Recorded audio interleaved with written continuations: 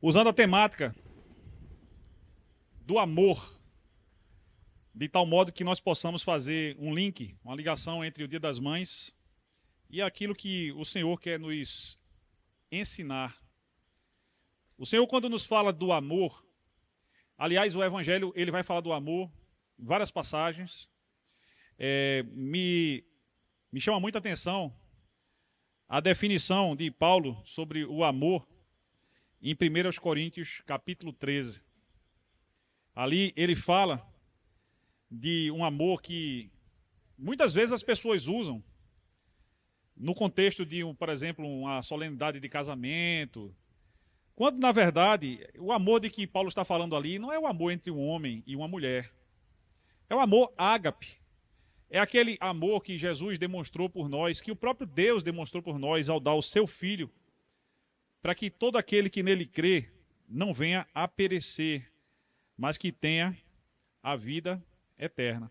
Hoje eu estava praticando esse evangelho na casa da minha mãe hoje, amando a minha mãe, juntamente com a minha família. E minha mãe estava ficando muito pensativa, porque essa semana ela esteve lá no aniversário de Miriam, e Manu foi dirigindo levar ela para casa. Ela nunca tinha visto Manu dirigindo. E aí ela ficou impressionada, porque Manu dirige bem, e na visão dela, Manu ainda é aquela menininha que ela conheceu quando eu e Miriam a gente começou a namorar, e Manu entrou na nossa vida, na nossa família, né, quando ela tinha 5 anos. 4 anos. Então, minha mãe ainda vê Manu de uma forma muito pequenininha, né? E com essa surpresa dela, ela falou assim, eu não vou usar a expressão que ela usou, mas ela quis dizer o seguinte, que ela tinha envelhecido. Aí eu disse, olha mãe, felizes são aqueles que envelhecem. Só não envelhece quem morre antes. E isso é uma bênção do Senhor. Por mais que essa fase que ela se encontra não seja uma fase tão fácil, mas é uma fase também para a gente deve se alegrar em cada fase da nossa vida, porque em cada uma delas, Deus demonstra o seu amor. Por exemplo, ele demonstra o seu amor dando a oportunidade de mulheres gerarem filhos. Eu não sei se você já percebeu, mas a nação de Israel ela foi construída a partir do patriarcado de 3 homens. Abraão, Isaac e Noé, não é isso? Jacó. Só para saber se o pessoal estava atento. Abraão, Isaac e as 3 mulheres deles. Jacó teve mais de uma, mas isso é um outro assunto. A mulher que ele amava, Raquel, todas 3 esposas dos primeiros patriarcas, elas eram estéreis. E Deus curou a esterilidade de Sara, quando ela já estava nessa fase que a minha mãe está. E ela achava que era impossível ser mãe a essa altura. Mas ela foi mãe. Rebeca, mesma coisa. E Raquel, a mesma coisa. Delas 3, a que mais me chama atenção foi Raquel. Porque Raquel queria tanto ser mãe, que ela coloca Jacó contra a parede e diz assim, se você não me der um filho, eu vou morrer. E Jacó diz assim, por acaso eu estou no lugar de Deus que te impediu de ser mãe? Depois esse Deus, que é o dono da vida e que governa sobre a morte e que nos ama incondicionalmente em todas as circunstâncias e fases da nossa vida, esse Deus concede a Raquel, José e depois ainda Benjamim. Então não somente um filho, mas 2, para aquela mãe que antes não poderia ter filhos. E assim Deus tem curado a esterilidade de muitas mulheres, abençoado outras que não eram estéreis com a maternidade, para que elas possam desenvolver o amor, que é o dom perfeito, é o vínculo da perfeição. O amor que, como disse Paulo em 1 Coríntios 13, é aquele sentimento que não é egoísta, ele não busca os seus próprios interesses. 1 Coríntios 13, verso 5. Ele não se ufana, não se porta inconvenientemente. O amor, ele permanece acima de todas as coisas. Deus é amor. Os mandamentos bíblicos, os principais, contêm o amor como essência da ação que Deus quer das pessoas. Amar a Deus sobre todas as coisas, amar o próximo como a ti mesmo. Um novo mandamento nos foi dado por Jesus Cristo. Amai-vos uns aos outros como eu vos amei. Eu não encontro nenhum outro texto que fale mais do amor do que o Evangelho. Não só isso. O Evangelho, ele nos apresenta o amor com uma finalidade. Que nós, compreendendo esse amor incondicional que vem do nosso Deus, a gente possa se aproximar mais dele numa relação familiar. Deus quer que a gente seja família dele, gente. Deus nos faz família. As pessoas dizem que todas as pessoas são filhos de Deus. O Evangelho diz que não. O Evangelho diz que filhos de Deus são apenas, tão somente aqueles que creem em Jesus Cristo. E isso só é possível quando a gente entende o amor de Deus. Muitas pessoas ainda não se entregaram a Jesus porque estão resolvendo nas suas mentes, no seu padrão de racionalidade, se devem tomar essa decisão ou não. Quando, na verdade, essa decisão é consequência da gente se sentir amado por Deus, da gente sentir o apreço, o cuidado que Ele tem pelas nossas vidas e como Ele se revela como um pai em busca de filhos. Eu tive a oportunidade de falar recentemente que o Antigo Testamento, ele encerra com uma declaração fundamental do profeta Malaquias. Em primeiro lugar, lá no capítulo 2, ele dizendo que Deus, ele desejava desde o princípio uma descendência consagrada. Na verdade, o plano de Deus de fazer uma nação que fosse bênção para todas as nações, para que a partir da nação que viria daquele homem cuja mulher era estéril, Abraão, aquele homem que vivia numa terra de ídolos, Ur dos caldeus, aquele homem que recebeu um chamado para caminhar pela voz de Deus, sem saber para onde ia, em que solo ia pisar, que inimigos ia enfrentar, aquele homem cuja nação de Israel viria, ele seria bênção para todas as famílias da terra. E isso só é possível quando os pais, eles estão unidos no mesmo propósito de glorificar a Deus na família, e os filhos aprendem isso na relação, e isso passa de geração em geração, para que o conhecimento de Deus, ele não fique perdido no tempo. Uma geração consagrada só é possível quando as pessoas vivenciam, comunicam e se beneficiam também desse amor que vem em primeiro lugar de Deus. E, em segundo lugar, a experiência humana mais próxima disso, a partir do amor de uma mãe. Eu falava a respeito disso, que o salmista, no Salmo 139, esse é um salmo para todas as pessoas que estão tristes consigo mesmas, porque às vezes as pessoas não conseguem amar o outro como a si mesmo, porque não se amam. Porque ainda não entenderam o grande amor que Deus tem por cada um de nós. Se Jesus Cristo tivesse que morrer por um de nós individualmente, ele faria isso novamente. Porque o Senhor nos ama a cada um. Ele não quer que ninguém se perca. Ele quer que todos cheguem ao pleno conhecimento dele. O salmista, ele entendia isso muito bem. O salmista, quando escreveu no Salmo 139, ele diz: eu te louvo, porque de um modo assombrosamente maravilhoso tu me formaste. Meus irmãos, ele tinha a compreensão de que a vida, a geração da vida é um milagre. Você encontra isso em outros textos bíblicos. Eclesiastes capítulo 11, verso 5 diz que você não entende como os ossos se formam dentro do ventre de uma mãe. Do mesmo modo, você não entende o que Deus tem feito. Parafraseando o texto. Olha que interessante. Quer dizer que, a contrário senso, quando eu começo a entender melhor, e a biologia me explica isso, o processo de geração da vida intrauterina, ao contrário senso, eu também começo a entender melhor as obras de Deus e o que Ele tem feito para levar as pessoas mais para perto dele. Para viverem uma relação filial, uma relação parental, uma relação de amor entre pai e filho. E o salmista diz: tu formaste o íntimo do meu ser e me teceste no ventre de minha mãe. Lá em Jó, lá do capítulo 38 em diante, Deus convence Jó após as reclamações de Jó sobre a sua situação, a gente costuma usar a expressão paciência de Jó como uma paciência inesgotável, mas quando você lê a Bíblia, você percebe que chega um momento que a paciência de Jó esgotou. E aí, mesmo que ele não tenha blasfemado contra Deus, mas ele falou muito a respeito de si mesmo, inclusive amaldiçoou o dia do seu nascimento.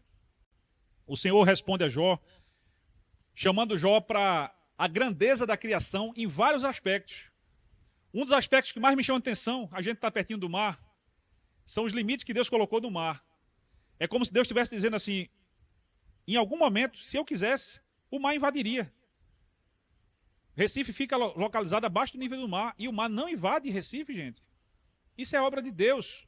É Deus que mantém, inclusive, o fluxo da maré, colocando a lua onde ela se encontra, para que ela tenha influência sobre o ciclo de marés, e a gente possa viver aqui à beira do mar sem ser engolido pelo mar. Deus está por trás disso, mas ele também fala a respeito da criação dos animais a partir do ventre das suas mães. E ele pergunta a Jó, você sabe por acaso como isso acontece? A Bíblia está nos mostrando que o milagre da vida também é obra e consequência e expressão do amor de Deus. Ninguém que está aqui hoje, ninguém que existe, na verdade, está no mundo por acaso. Deus tem propósito para cada um de nós, ainda que você não saiba disso. Deus tem propósito para a sua vida e lhe ama. Amém? O salmista tinha esta compreensão. E é justamente no ventre da mãe onde a gente tem a experiência primeira de amor. Lá em casa, a gente tem uma brincadeira a respeito da língua, do dialeto que se fala, porque Miriam, ela vem do sul, né? E eu sou nordestino mesmo, e eu procuro falar as palavras como o pernambucano pronuncia, né? Por exemplo, o ti e o di é ti e di, como os lusitanos, os nossos pais primitivos, né? Mas Miriam, como muitos, inclusive aqui, falam ti e di. E eu já fiz de tudo, principalmente para Lucas e Felipe falarem ti e di. E eles só falam ti e di. E aí, quando a gente brinca sobre isso, Miriam sempre diz, língua materna, não é paterna. O que é que quer dizer isso? É que a criança aprende a falar no colo da mãe. Como é que o pai vai concorrer com isso, gente? A criança aprende a falar no útero da mãe. Muitos, quando nascem e vão crescendo, meio que perdem essa conexão, mas se tivesse a oportunidade de voltar no tempo, eu imagino que um dia terão, e ver lá no passado como tudo começou, vão ver o cuidado que as mães, a maioria delas pelo menos, tiveram com a gestação, até mesmo no que comiam, para que a criança não fosse prejudicada. Quantas mães que fumavam deixaram de fumar nesse período para que as crianças não fossem prejudicadas? Quantas mães que bebiam deixaram de beber? Quantas que comiam certas coisas deixaram de cuidar? Tudo isso é expressão de amor. Quantas músicas foram cantadas quando a criança ainda estava no ventre? Eu lembro que quando Miriam estava grávida, eu sempre cantava para os meninos, e um deles sempre fazia um gesto quando eu cantava. Eu não sei se era uma expressão de aprovação ou de desaprovação, mas sempre um deles fazia um movimento assim, que a gente sentia ele mexendo quando eu estava cantando. Eu imagino que ele estava pedindo para eu parar. Mas, quando eles nasceram, foi tão interessante, gente. Veja o que é expressão de amor. Quando eles nasceram, eu estava presente, viu, gente? Eu sou um forte. Em todos os meus filhos, eu só não estava presente no de Manu. Mas se eu pudesse estar atrás, voltar atrás, eu estaria também. Em todos os meus filhos que eu gerei biologicamente, eu estava presente no parto. E no de Lucas e Felipe, eu fiquei tão preocupado, porque eram 2, e aí a atenção tinha que ser dividida, aquela coisa toda. Nasceu primeiro Lucas. Enquanto eu estava explicando para eles que ele ia torcer pelo Santa Cruz, porque ali já estava pré-determinado isso, quando eu menos espero, nasceu Felipe também. Quando eu vi que estavam os 2 chorando, e eu comecei a olhar para um, para o outro, eu digo, Senhor, e agora, Deus? São 2. E aí a equipe, que já está acostumada com isso deve ter acontecido com vocês também, a equipe levou as crianças para perto de Miriam, e quando Miriam começou a falar, eles se acalmaram. Que coisa mais linda. Eu queria ter o poder de fazer aquilo que ela fez, mas Deus deu a ela esse poder. de comunicar o amor dessa forma. Eles se acalmaram. E isso me lembra que o meu amor pela minha mãe, mesmo que ela não saiba, às vezes não sinta, é tão grande que o maior pesadelo da minha vida sempre foi a morte da minha mãe. Quantas vezes eu entrei no quarto dela desesperado para saber se ela estava viva, porque tinha sonhado que ela tinha morrido. E para mim era a pior coisa que eu podia imaginar, né? Principalmente quando criança, que esse sonho era mais recorrente. O fato é que eu sei que a minha mãe, um dia ela vai morrer, eu também vou, todos nós vamos. E foi isso que eu estava dizendo para ela hoje. Quando a gente nasce, a gente já começou a morrer, porque o nosso cronômetro regressivo já está ligado, e o que a gente pode fazer é aproveitar a vida, e uma das formas que é excelente para aproveitar a vida é amando. Amando ao modo de Deus, amando segundo a palavra de Deus, amando como uma mãe faz. Trouxe para vocês alguns exemplos de amor que a Bíblia nos apresenta. O que mais me chama a atenção é Rispa. Quantos já ouviram falar dessa mulher aqui na Bíblia? Levanta a mão, só para eu saber. Rispa, a minoria. Rispa era concubina de Saul. Essa mulher fez algo, gente, que é incrível. Essa mulher, como foi mulher de Saul, ela pagou um preço muito caro por isso, porque quando Saul já não era mais rei, quando já era morto, houve uma grande fome em Israel, e Davi, que era rei, consultou o Senhor e descobriu que tudo aquilo que estava acontecendo sobre Israel era consequência de uma infidelidade de Saul com um povo chamado Gibeonitas. E Davi chama esses homens e, na intenção de acabar com aquela calamidade em Israel, ele pergunta para aqueles gibeonitas o que é que eles queriam para pagar a injustiça que Saul havia cometido. E eles dizem assim: olha, do homem que fez o que fez com a gente só quer uma coisa: 7 filhos, 7 descendentes.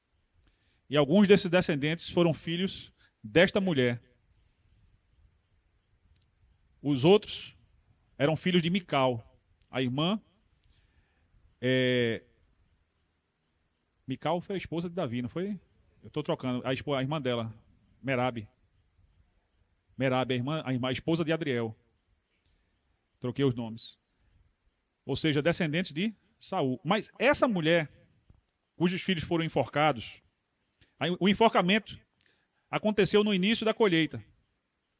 Ela passou toda uma estação, até o início das chuvas, fez uma tendazinha improvisada, de pano, de saco, e ficou ali protegendo o corpo dos seus filhos, para que os animais de rapina não viessem comer os cadáveres. Ela passou vários meses protegendo o cadáver dos seus filhos. Uma mãe incansável, assim como está em 2 Samuel 21:10, que diz: então Rispa, filha de Aiá, tomou um pano de cilício e estendeu-lhe sobre uma penha, desde o princípio da sega até que a água do céu caiu sobre eles, não deixou as aves do céu pousar sobre eles de dia, nem os animais do campo de noite. Isso foi tão impressionante que Davi, quando soube da dedicação dessa mãe, mandou recolher os corpos, juntamente com os corpos de Saul, de Jonatas, e enterrou todo mundo junto no túmulo de Quis, ascendente de Saul. Reuniu todos os cadáveres para serem sepultados dignamente. Isso chamou a atenção de Davi, mas me chamou muita atenção também uma mãe que luta dessa forma contra os animais ferozes, animais silvestres, para proteger o cadáver dos seus filhos. Imagina o que é que uma mãe pode fazer pelo corpo vivo de um filho. Quem não sabe o que é um amor de mãe, que faça mal para os seus filhos. Ao contrário, né? Diz o ditado que quem fala bem dos nossos filhos adoça a nossa própria boca, né? Acho que é esse o ditado. Outro exemplo de mãe que me chama a atenção, Joquebede. Joquebede, mãe de Moisés. Joquebede recebeu uma ordem, como todas as israelitas, para entregarem seus filhos, homens, para serem mortos. Qual a razão disso? O povo de Israel estava se multiplicando enormemente, e isso se transformou numa ameaça para os egípcios. Faraó manda matar todos os meninos, mas Joquebede desafia a ordem de Faraó. Não entrega seu filho, antes esconde seu filho enquanto era possível. E quando isso não era mais possível, ela tem um plano, uma estratégia, e usa Miriam, irmã de Moisés, para consumar esse plano, colocando a criança no cesto feito de junco. Esse cesto foi revestido com betume para que pudesse flutuar como a arca. A arca é um símbolo de salvação. A salvação que vem de Cristo Jesus. Ele é a nossa arca. O cesto de Moisés é outro símbolo disso. Moisés é um tipo de Jesus Cristo. Lá no Antigo Testamento, nos mostrando a salvação que vem de Deus. Apesar dos planos malignos dos governantes, daquele governante, essa criança que foi príncipe no próprio Egito, sobreviveu graças à coragem de uma mãe, que desafiou o sistema, que desafiou, podendo pagar o preço da própria vida, para que o seu filho permanecesse vivo. Uma mãe que lutou pelos cadáveres. Aqui, uma mãe que lutou pela própria vida do seu filho, contra a autoridade do Estado, contra os poderes constituídos, podendo inclusive pagar o preço da própria vida. Foi recompensada pelo Senhor. Essa criança se tornou o maior líder de Israel depois dos patriarcas, o grande legislador de Israel, o grande profeta de Israel, e foi ele mesmo que disse que depois dele, Deus levantaria um profeta semelhante a ele, a quem as pessoas deveriam dar ouvidos. Este profeta é Jesus Cristo. Jesus Cristo falou àqueles que não o reconheciam como filho de Deus e que davam muito valor à lei de Moisés, ele disse: se vocês conhecessem a lei de Moisés, vocês saberiam que Moisés falou de mim. Esse Moisés está simbolizado por essa criança. E o texto de Êxodo 2:3 diz: quando já não podia mais escondê-lo, pegou um cesto feito de junco, o vedou com piche e betume, colocou nele o menino e deixou o cesto entre os juncos à margem do Nilo. A princesa egípcia recolheu essa criança como seu filho e desenvolveu uma relação de amor, de mãe adotiva com essa criança que cresceu como príncipe. E foi muito importante que isso tivesse acontecido, porque foi justamente este homem que muito tempo depois, quando já não era mais príncipe, mas um foragido de Israel, Deus chamou lá da terra de Midian, onde ele pastoreava, e disse: agora você vai voltar lá e vai se apresentar ao faraó. E você vai ser o meu embaixador. Vê que coisa bacana, né? Toda aquela experiência que ele teve na corte ajudou Moisés a cumprir o chamado que Deus tinha para ele. Porque se ele não tivesse, talvez ele chegasse na frente do faraó com o joelho tremendo. Mas ele já tinha sido, inclusive, príncipe. Ele já se sentia em casa quando ele chegou no palácio para anunciar que o Deus verdadeiro, o Rei dos Reis, Senhor dos Senhores, estava libertando o seu povo. Moisés se tornou o grande libertador. E esse amor que Deus demonstrou por Israel, libertando Israel da escravidão, nos lembra o amor que o próprio Deus demonstra para conosco, nos libertando da escravidão do pecado, nos libertando das nossas crenças limitantes, nos libertando das nossas fórmulas mentais que nos impedem de ter um conhecimento mais profundo desse Deus que é amor, esse Deus verdadeiro, esse Deus libertador. Outro exemplo é Ana, mãe do profeta Samuel, outro grande homem de Israel. Quem foi Samuel? Simplesmente alguém que foi sacerdote, que foi profeta e que foi, não rei, porque não existia uma monarquia, mas que foi juiz, o último dos juízes sobre Israel. Um homem que, quando faleceu, foi capaz de reunir Saul e Davi, já como inimigos, honrando a memória daquele homem. E todas as 12 tribos mandaram representantes para estarem presentes no velório daquele grande homem, cuja mãe foi uma mãe agradecida a Deus, uma mãe consagrada, uma mãe que consagrou esse filho ao Senhor desde o ventre dele. A história de Ana é mais uma dessas histórias de cura de infertilidade da mulher. Era uma mulher estéril. Observem que Ana era casada com Eucana, que tinha uma outra esposa, Penina, e essa mulher teve vários filhos, mas Ana não, e isso era um motivo de vergonha para aquela filha de Deus que clamava diariamente em suas orações para se tornar uma mãe. Numa dessas ocasiões, ela vai até o tabernáculo onde se encontrava Eli, e ela está orando por um filho com tanta amargura que ela não era capaz de pronunciar em viva voz as palavras que fluíam do seu coração. Eli, quando olha para aquela mulher, com a boca se movendo, sem sair som, ele julga que ela estava embriagada. Inclusive repreende aquela mulher, e aquela mulher diz: Senhor, de modo algum, eu não sou dessas não, eu estou aqui clamando a Deus porque eu tenho um coração amargurado. Eu estou fazendo uma petição a Deus, e o sacerdote diz, então, que seja feito exatamente aquilo que você pediu.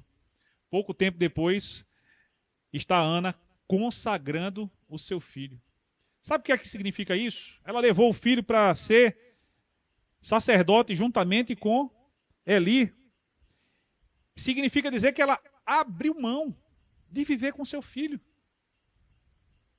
Mas todo ano, demonstrando o seu amor, aquela mãe levava uma túnica nova para aquela criança vestir. Aquela criança ia crescendo, a túnica ia encolhendo, e a mãe, atenta a essa necessidade, ela ia fazendo túnicas novas e sempre levava uma túnica nova para aquela criança ouvir. Gente, uma mãe consagrada é uma bênção na vida de um filho.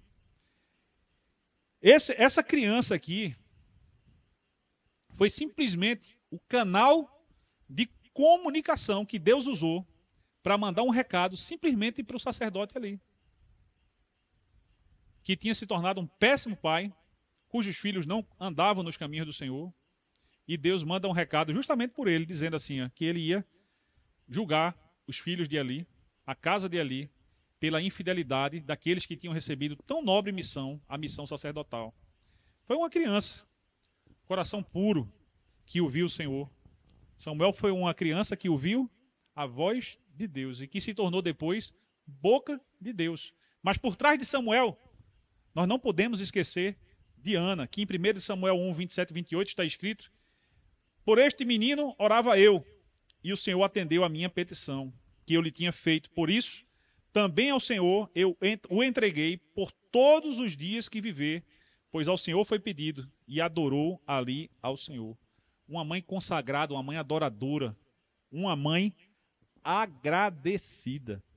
Essa semana eu tive a oportunidade de orar por uma mãe, e eu achei tão interessante porque quando eu falei dos filhos, o sorriso dela se transformou numa expressão de tristeza. Eu já conhecia um pouco da história daquela família, mas a palavra que Deus colocou no meu coração foi: alegre-se. Não pelos filhos que a senhora tem, mas porque Deus lhe deu a bênção de ser mãe. Tem mães que estão cansadas, tem mães que não acham mais que são capazes de incutir coisas boas nas mentes dos seus filhos, de falar do amor de Deus para os seus filhos. Mas para essas mães, que são mães consagradas como Ana, eu quero dizer: insistam. Porque as palavras que vocês pensam que não têm valor, elas estão sendo semeadas no coração dos seus filhos, e a palavra de Deus não volta vazia. Amém? No tempo certo, o Senhor vai fazer com que essa semente germine e ela se transforme numa árvore frondosa, onde as aves possam fazer os seus ninhos. Nunca me esqueço, meus irmãos, não vou entrar em detalhes, de um conselho muito sábio que a minha mãe me dava. Mas na minha juventude, parece que é característica dos jovens acharem que sabem mais do que os pais. Na minha juventude, quando às vezes que a minha mãe dava um conselho, aquele conselho para mim, eu ridicularizava, eu ria. Eu dizia: mãe, isso ficou para trás, agora é outra fase, outra época. Mas na frente o Senhor permitiu que eu caísse por conta de um pecado que minha mãe me aconselhava a não fazer. E quando eu caí, eu só lembrava dos conselhos da minha mãe. Eu tive a oportunidade de dizer para ela: mãe, sabe os conselhos, eu desprezei, mas não mais. Graças a Deus, porque finalmente fez sentido para mim. Por isso eu quero dizer para as mães que acham que já estão cansadas, estão sem forças, não percam as forças. Sejam como Rispa, sejam corajosas como Joquebede, consagradas como Ana. Continuem ministrando na vida dos seus filhos, porque no tempo certo, aquilo que vocês estão plantando vai germinar. Não poderia deixar de falar de Maria, Dia das Mães. Né? Maria é uma das pessoas, né, que com certeza vale a pena a gente mencionar, a gente aprender com ela, principalmente sobre a sua obediência. Porque tem muita gente que está colhendo coisas que não gostaria, mas se esquece de que isso é consequência daquilo que tem plantado. Como pastor, eu tenho observado muitas vezes pessoas que querem resultados diferentes, mas não estão dispostas a fazerem mudanças. Não querem mudar o jeito como falam, aquilo que falam, não querem mudar a forma como pensam, não querem alinhar os seus valores aos valores da palavra de Deus. Em suma, são pessoas que vivem em desobediência à palavra de Deus, mas que querem colher bênção. Isso não é possível. Quem falou isso não fui eu, foi o próprio Moisés. Você pode encontrar isso em Deuteronômio 28, a partir do verso 1, mais especificamente até o 14. Se a gente fizer o que Deus orienta a gente, Deus dá a gente a capacidade de ser aquilo que a gente sonha ser. Você quer ser um empresário, uma empresária, seja. Quer ser um professor, uma professora, um comerciante, um funcionário público, quer ser um pastor. O que você quiser ser, Deus vai lhe dar as condições de ser. Se você botar na sua cabeça e você fizer força, você conseguirá. Mas que você não chegue em canto nenhum perdendo a perspectiva da palavra de Deus. Maria tinha isso muito firme no seu coração.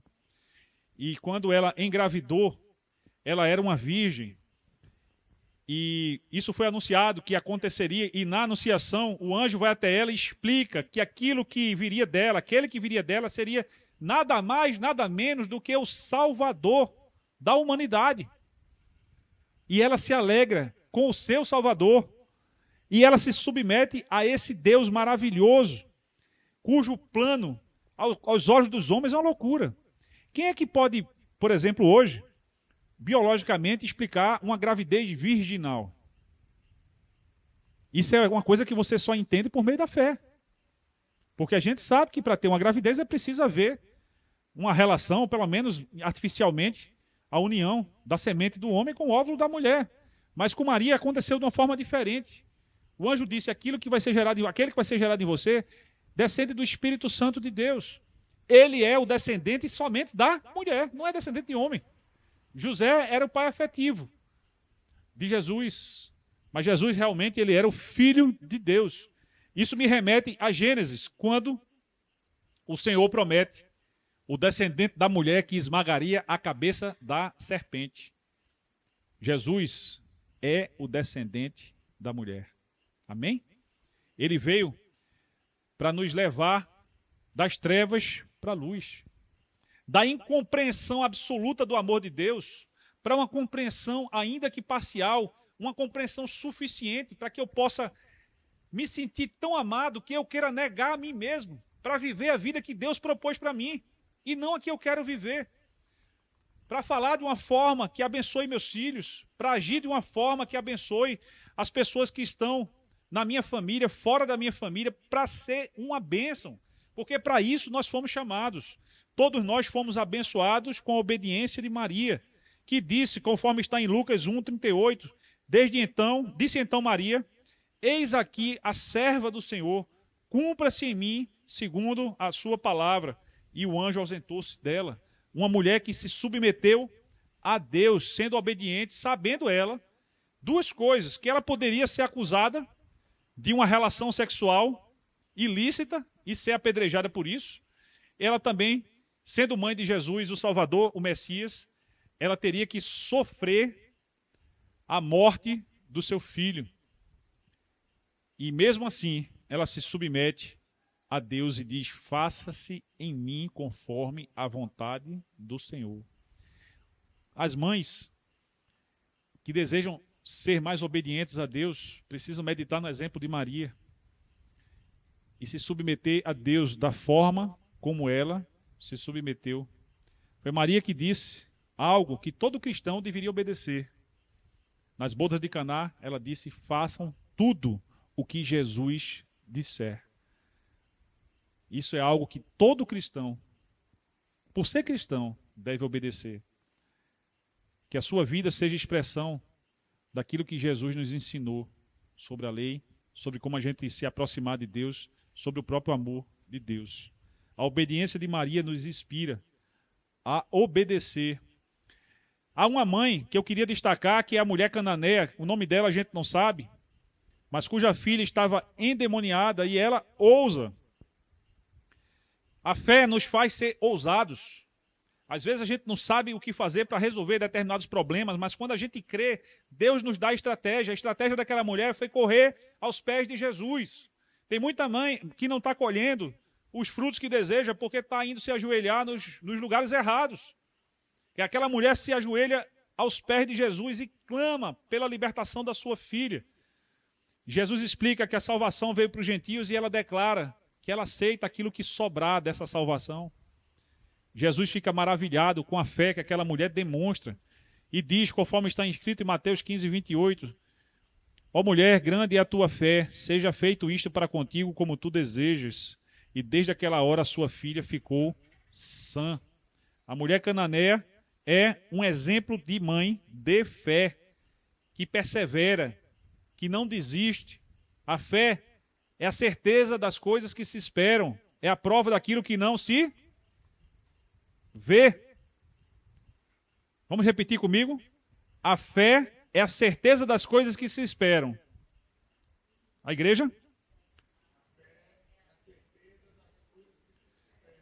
É a prova daquilo que não se vê. Hebreus 11, verso 1 e 2. No 6 diz que sem fé é impossível agradar a Deus. Aquela oração daquela mulher já é uma demonstração que a salvação que vem de Deus não era privilégio só de Israel. Ela também seria para os gentios, porque Deus faria de judeus e gentios uma nova família, que Paulo em Efésios 2,19 diz que é a família de Deus, a igreja de Jesus Cristo. Que coisa maravilhosa, né? A salvação chegando para que a gente possa amar a Deus, para que a gente possa vivenciar esse amor, para que a gente possa se sentir amado pelas expressões de cuidado, pelas respostas que Deus tem nos dado, pelas bênçãos que nós temos recebido, quando nós somos corajosos, quando nós somos persistentes, perseverantes, ousados, quando exercemos nossa fé. Assim a gente vai amadurecendo no nosso amor. A gente vai se sentindo mais amado. E a própria palavra diz que quem conhece a Deus, ama. As mulheres que são mães, elas têm uma oportunidade toda especial de conhecer mais a Deus, ao ver aquela vida sendo gerada no seu próprio corpo. Aquelas que estiverem mais atentas vão perceber de uma forma muito clara o amor de Deus e como são abençoadas. Vamos ler juntos 1 João 4,8? Quem conseguir, porque para alguns vai estar muito longe. Quem não ama, não conhece a Deus, porque Deus é amor. A Bíblia define o nosso Deus como amor. E aqui eu já caminhando para o encerramento, eu quero usar um texto que nós acabamos de ler na nossa leitura semanal, né? Primeiro de Reis, a gente acabou de passar por ele há pouco tempo. É a história de duas mulheres que disputaram a maternidade de uma criança. Uma história singular. Eu nunca vi na prática uma disputa de maternidade, mas a Bíblia nos conta que aconteceu. Eu não queria ser Salomão, mas o fato é que Salomão foi o juiz daquela causa. Porque o rei, desde que acabou o tempo dos juízes, o rei passou a exercer a função de juiz. O juiz era aquele que não somente liderava o povo, mas que decidia as causas, principalmente as causas mais importantes. E essa era certamente uma causa muito importante. E assim diz a palavra de Deus.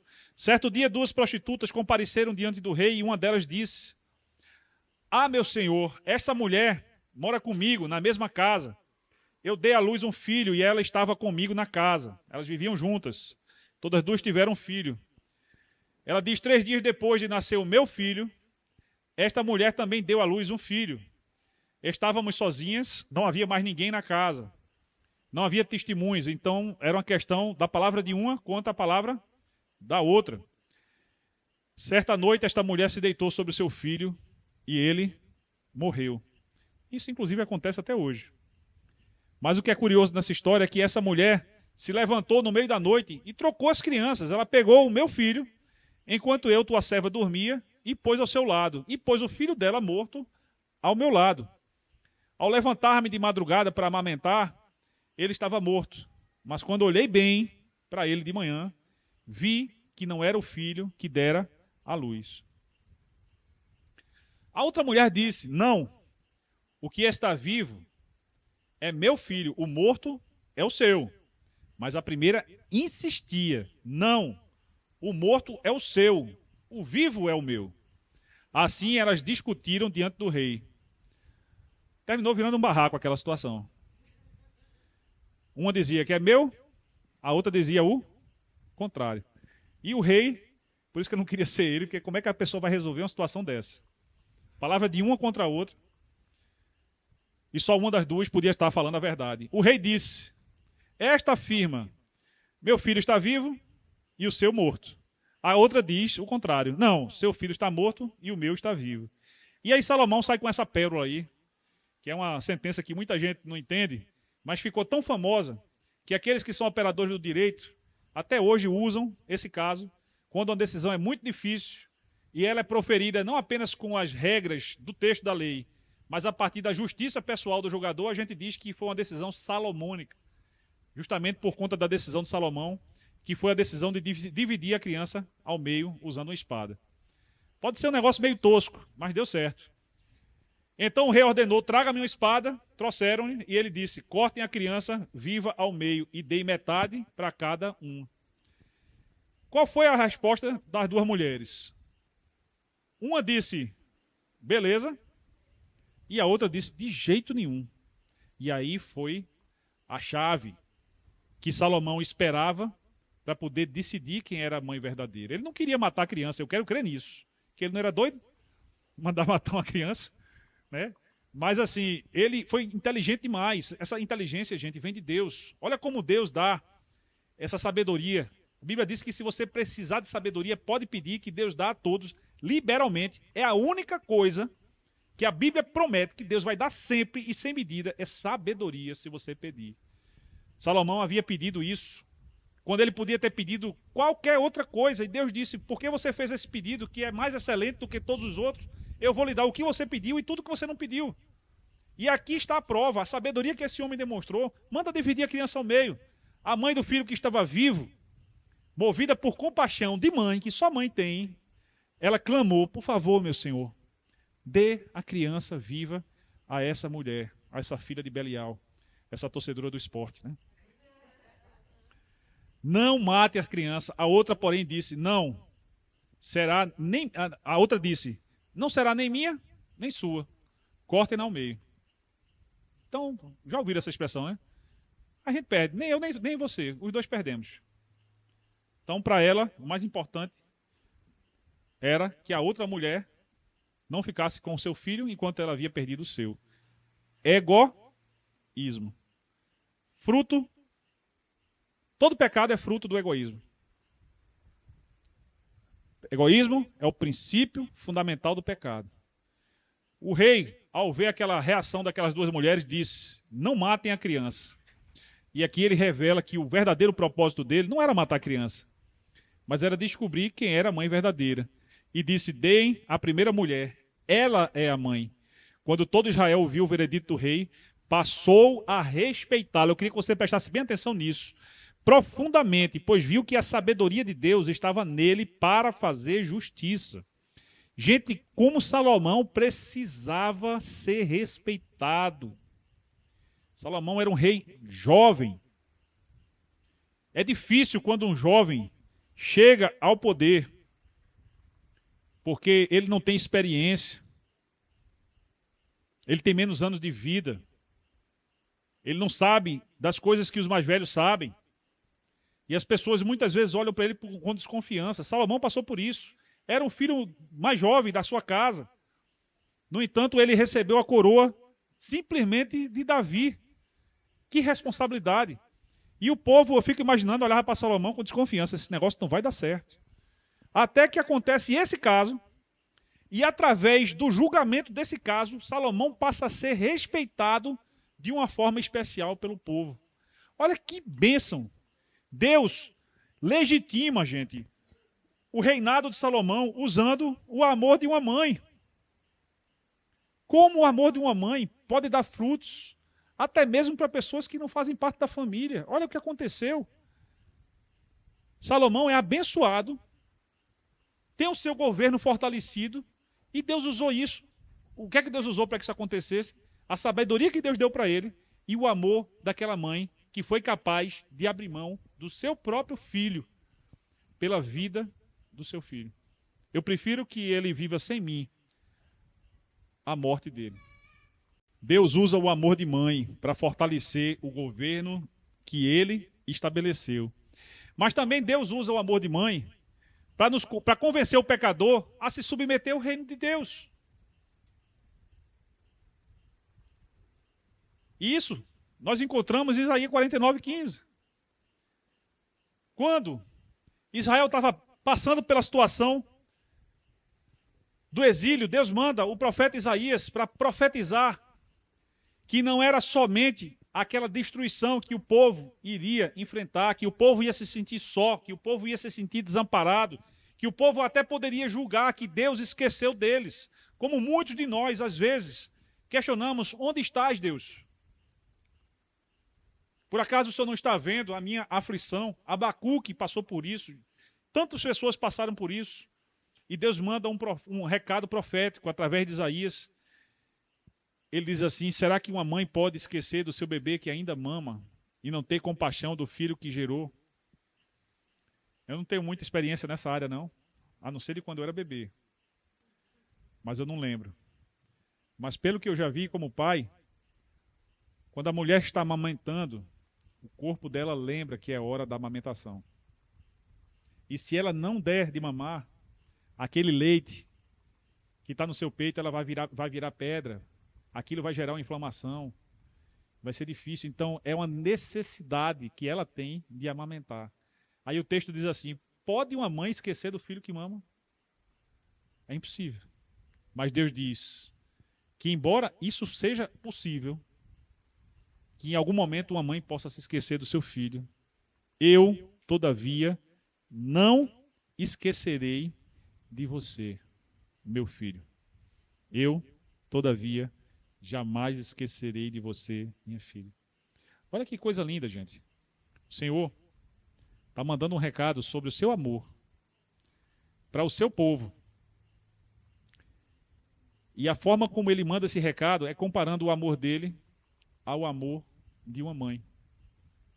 A experiência mais singular de amor que a gente pode experimentar aqui na terra, que não se compara ao amor de Deus. Porque Deus diz: naturalmente, isso é impossível. Mas há um momento, até mesmo em que mães podem rejeitar seus filhos, em que filhos podem rejeitar suas mães, em que pais podem rejeitar seus filhos, porém o amor de Deus é perfeito. Ele diz: eu jamais poderia me esquecer de você, meu filho. E isso ele diz para Israel com um propósito: que Israel largasse seus ídolos, que Israel se arrependesse dos seus pecados, que Israel reconhecesse o grande amor demonstrado por Deus desde o princípio, desde a chamada que ele fez a Abraão, desde antes, desde a criação, quando Deus cobriu a vergonha do primeiro casal que resolveu desobedecer a Deus. E desde então Deus vem de geração em geração manifestando sua misericórdia, seu amor, com um propósito: nos levar a um relacionamento mais próximo de filho e pai com esse mesmo Deus. Deus usa o amor de mãe para falar do seu amor, para nos convencer, nós, seres humanos pecadores, desse amor, e convencidos desse amor, a gente tem mais desejo de se aproximar desse Deus maravilhoso. E eu encerro dizendo para vocês que o amor de mãe é uma experiência singular, mas o amor de Deus é sem comparação. A minha oração é que você se sinta amado. E se sentindo amado, que você possa, ainda que seja impossível a gente corresponder ao amor de Deus, não é possível a nenhum de nós pagar a Deus nada daquilo que Ele tem feito para nós, mas que a gente deseje viver mais em amor, em obediência, nos aproximando de Deus, buscando ouvir mais a esse Deus, experimentando mais desse amor incondicional. Quero dizer para a igreja que quando a figueira não floresce, quando a videira não dá o seu fruto, quando a gente não tem aquilo que a gente gostaria, aquilo que a gente acha que é preciso, Essas são excelentes oportunidades de a gente se alegrar no nosso Senhor.